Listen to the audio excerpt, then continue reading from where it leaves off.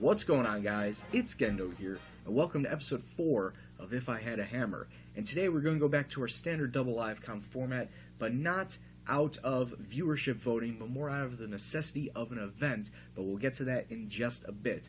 Taking a look at our table, we have dropped back into the relegation zone. We have gone 9 matches in, with only 2 wins, 1 draw, and 6 losses, only netting ourselves 7 points. Let's take a look at the matches in chronological order, starting first with the Capital One Cup. And following that shaky 3-2 victory over Bournemouth, we came out and defeated Cardiff City away from home 5-2 in the third round of the Capital One Cup. Diafra Sacco getting himself a hat-trick with Victor Moses adding 2 to the tally. Cardiff's only 2 goals came with a Joe Mason and a Darren Randolph own goal. They did have more shots taken, equal amount of shots on target though, with 17 and 8. We only had 12 and 8. Possession was roughly around the same, but defensively we were able to hold them down, as well as the offense finally getting something going and making things click and running on all cylinders and whatever other cliche you want to say. But a 5-2 shellacking moving us on into the 4th round, that's really solid. But unfortunately, we couldn't make it 2 wins out of 2 against Welsh teams as we fell to Swansea City at home 1-0. Gylfi Sigurdsson, the only goal scorer on the day, coming in the 41st minute for Swansea. And unfortunately, we couldn't get anything going in the first half, and we certainly won't go and get anything in the second half, as Quixote got himself sent off right at the stroke of halftime. While we did have more shots taken, we had equal amount of shots on target in 4. Once again, roughly even possession, but unfortunately this time around it didn't go our way, and once we dropped down to 10 men, we were kind of playing on the back foot the entire time. So once again, this is a factor of we can do it against lesser Premier League sides as well as lesser Premier League sides and lower, but we can't compete against everybody that's around average. That's traditionally around mid-table, as is the case here. We then traveled to Greece in one of the more shocking results I have seen in Astros Tripolis 0, West Ham 0. I cannot believe out of 13 shots that we have taken, only 2 of them were on target. No goals, and that is the absolute maddening part here, that we did not get a single goal against this Greek side. Tripolis only had 1 shot on target, easily saved from Darren Randolph, but at the same time, with a front of Sacco and Pelosi, 2 great strikers, in theory, there should have been something, there should have been goals, and I'm really, really disappointed that we only came away with a draw. Back to the Premier League, and unfortunately back to much of the same as we lost to Man City away from home 1-0. Sergio Aguero, the only goal scorer on the day, in the 54th minute, but the tail of the tape is, look at the stats. Man City had 23 shots compared to our 6, and 9 on target to our 2, and they had 61% possession. They completely dominated the game, bossed the game from top to bottom, and at the end of the day, I felt that only keeping them to 1 goal was an absolutely astounding feat. Man City could have easily gotten 3 or 4 past us. But defensively, we were able to do our job for the most part. It's just the people up front, Zarate and Pelosi, just could not find the net, and that's what led us down the path once again to another loss.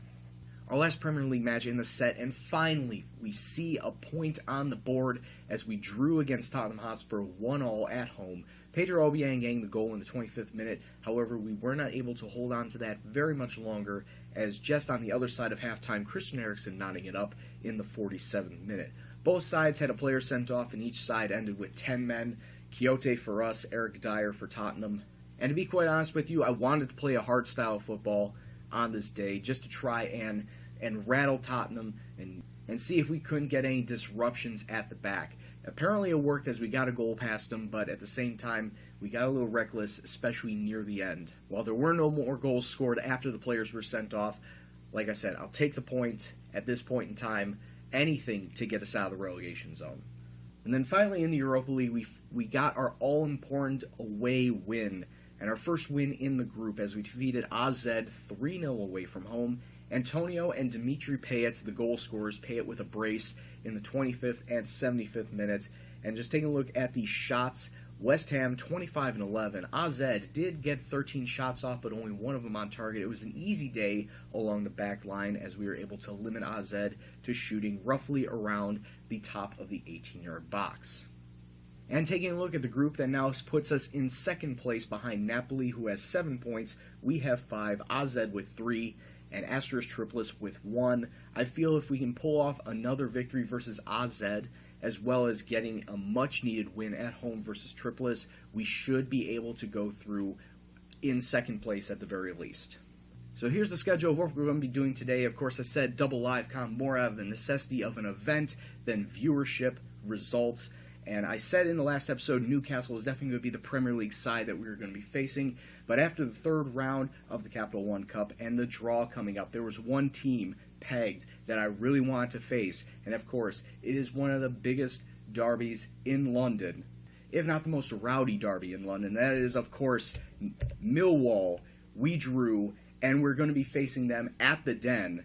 I can only imagine how, going through my mind, I had the entire Green Street Cup draw scene going in my head, and everybody cheering up and standing, "Come on, you Irons," that we finally got the Millwall draw. And if this took place in real life, there would be riots in the streets, there would be riots in the stands and whatnot. I don't think that'll translate over to the virtual counterpart, but it is still a big derby, and this is still a match that I must win, since Millwall and West Ham are fierce, fierce rivals.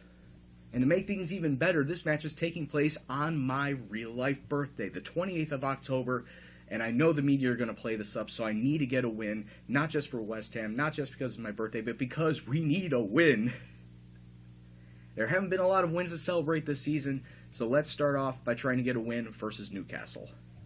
And Newcastle are going to be coming out in a 4-4-2. I'm going to try and go back to this 4-2-3-1, and at the very least try and tweak it so that we could try and make it a little more attacking while still remaining stalwart at the back. So here's the lineup for today. We're going to have Adrian in net, Jenkinson, Reed, Ogbonna, and Cresswell along the back line. The two center mids will be Obiang and Noble. The three attacking mids up top will be Pads, Zarate, who finally has come back, and Enter Valencia as well. I'm really glad that he's back.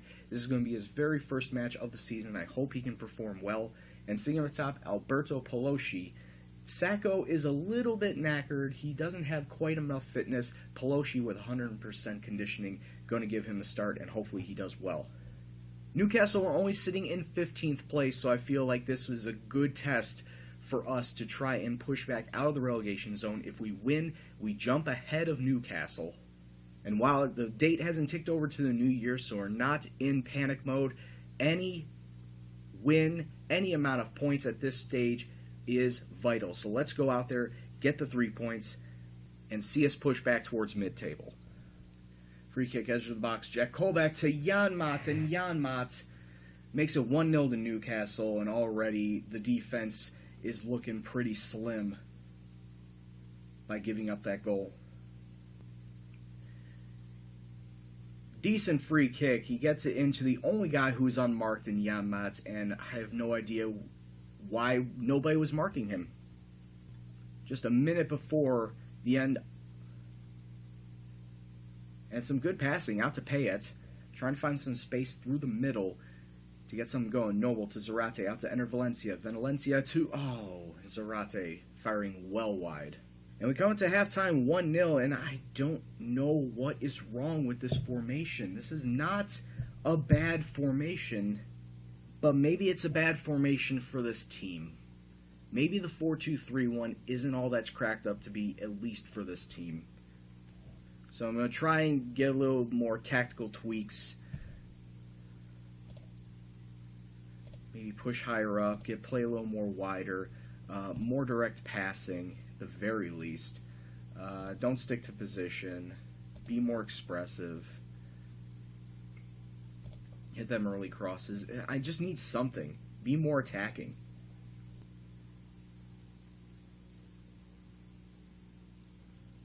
Newcastle now coming through with their chances, and once again, defensively, we are just swarming to the ball. All four of our defensive line are swarming to the ball, leaving so many wide open spots for them to pass it into. Good tackle away from Obiang. Gets it ahead to Pelosi, but Pelosi is all alone. Valencia has played back. Gets it ahead to Jenkinson. Jenkinson has to hold it up on the wing. Gets it through to Pelosi, and Pelosi goes far post. Flicks it on with his head, I'm sure, and West Ham knotted up at 1 apiece in the 64th minute. Has some decent movement after a tackle on one end, going all the way across, gets it to the head of Pelosi, and Pelosi flicking it on far post. They can't get it. Would have liked to have seen that earlier. 71 minutes gone. It was a throw-in to Newcastle, and here they come as they're trying to get some passing going through. Nisi. I was going to say good tackle away, but then the ball goes right to Mitrovic, and the defense completely gives up, going away from him. It's like I didn't even tell him to mark him. I have no idea what just happened. Cisse to Mitrovic, and Ogbonna just, okay, you can have it, Mitrovic. Yeah, you can get yourself a goal. Let Newcastle take the league. Let us stay in the relegation zone. Throwing for Newcastle. Janmat gets into Tovan. Tovan to Cisse. Good cutout. And the ball falls to Zarate. Zarate, long ball to Pelosi. Pelosi being marked by two guys. Gets it back to Zarate. Zarate out to Valencia on the wing. Needs to hold it up. Needs to wait for men to get in the box. Tackled off in Newcastle. Here they come. Newcastle are running. Why does this always happen? Whenever we get the ball taken off of us, we are slow as hell on the ball. And anybody from Newcastle to Chelsea to Tottenham to Bournemouth, they run and run with pace, double time to us, and score goals. I don't understand it. There it is, full time. Newcastle 3, West Ham 1. I cannot continue yelling at these players only for them to look fired up and then come back out in the next match and play as if they're playing in a vat of molasses with how slow, absolutely slow, they are playing and they are running and they cannot get anything going attacking-wise. This is why we're in the relegation zone. Not because, we're losing to Chelsea, we're losing to Man City, and we're not getting a win versus Tottenham. We were very lucky to get a point versus Tottenham. It's because against teams like Bournemouth, against teams like Newcastle, we are just not showing up. This is a problem. And I don't know if this is a problem I can solve. I can try going back to the 4-4-2, because that actually got us a win. But against a team like Newcastle, when you should be going all out on the attack, you'd think that there would be some sort of mentality on the defensive side to stick to your positions and to mark your man, even when I tell them specifically to mark your man. That all four of the defensive line wouldn't swarm to one side of the pitch and allow a big hole on the other side to allow the opposition to have a free goal. This whole season's pissing me off in the Premier League, and I'm fine with how we're doing in the Europa League, and the Capital One Cup is the Capital One Cup, but it's the damn Premier League that I need to win in, and the team doesn't seem up for it. Hopefully we can come away with a win versus Millwall and continue our Capital One Cup run, so don't go anywhere. We'll be back for that in just a couple seconds.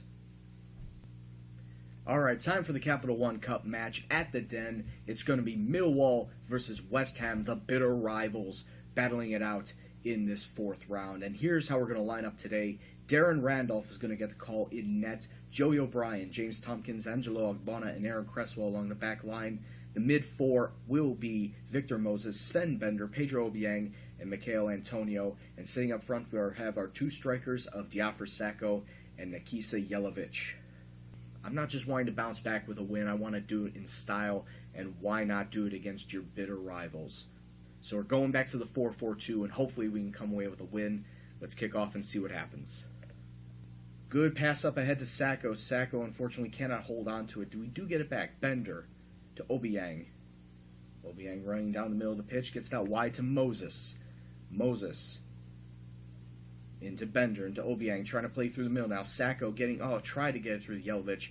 Falls to Moses, into Jelavic, and Jelavic makes it 1-0 to West Ham after 8 minutes. Finally, we get ourselves a lead and we get ourselves a goal. Maybe playing with a bit more aggressive style will lead to more goals, will lead to more chances, attacking chances. And that was a great cross in from Moses Jelavic, right-footed, into the net. Right before halftime, and Millwall have themselves a throw-in. They have themselves an attacking chance. Defensively, we need to cut them out. Slide hard into that tackle. Cresswell tried. Oh, long ball over the top. It's still in the box, and Millwall equalize. Good cross into the box, but Millwall slotting it past the defense. Once again, the defense is completely blind to the fact that there is a man wide open, unmarked, and able to run and catch that ball. The fact that I have 4 players on yellow cards is rather annoying, so I need to start subbing them out. Winston Reed's going to come in for Tompkins, and James Collins is going to come in for Ogbonna. I don't want anybody on the defense getting away and with a red card because, well, the last thing I want is to be slim on defense. Goal kick from us, trying to get it ahead to Sacco, but he can't come down with it. Collins tried to head it ahead, but Millwall come down with it. And once again, where are my players? Where the hell are my players? Look at that. There 4 guys around the previous ball handler, leaving 1 guy running free. Of course you would. 3 guys around 1, leaving 1 guy unmarked. It's like they don't even listen. It's like they do not even listen when I tell them, hey, you should mark this guy. What are you doing? Who was that? That was Collins. Collins completely leaving that guy alone. 3 minutes left in this match, and I'm going to go for it. Throw it on overload. O'Brien out on the wing. Gets it into Moses. Can we get another goal? Sacco makes it 3-2. Where the hell was this earlier? Where was this sense of urgency earlier in the match? And where was the good passing, too? It's like we couldn't get a single damn shot off. Millwall 15-4, West Ham 12-6. And there it is, full time. Millwall 3, West Ham 2, and the fucking downward spiral just continues. This team, simply put, does not know what to do, even when I tell them explicitly what they need to do. They just will not listen. And sadly, I feel like my neck is on the line in case something doesn't change, and change fast. 18th place in the Premier League, already knocked out of the Capital One Cup. If I don't advance from this Europa League group, or if I stay 15th or lower by the time the new year hits, I feel like a sacking is imminent. So I feel like it would be a good idea to come back right after our last Europa League match, and that would be right here after Astor's Triplets. It would be Crystal Palace and Manchester United. I already have a bad feeling about Manchester United, but now Crystal Palace probably seems like a tough match, just based off of how we've been playing as of late. Things need to change, and things need to change drastically fast. Hopefully in these 5-6 weeks' time, we can find something that actually works, utilize it, and then start racking up the wins. But until then, I just gotta hope and pray I don't get sacked. So until Crystal Palace and Manchester United, I'd like to thank you all very much for watching. If you liked what you saw, please hit the like button, subscribe if you're new and you want to see more FM content. Any comments, suggestions, questions, anything else, please leave in the comment box below. As always, this is Gendo, and I'll see you in the next video. Take care, and peace out.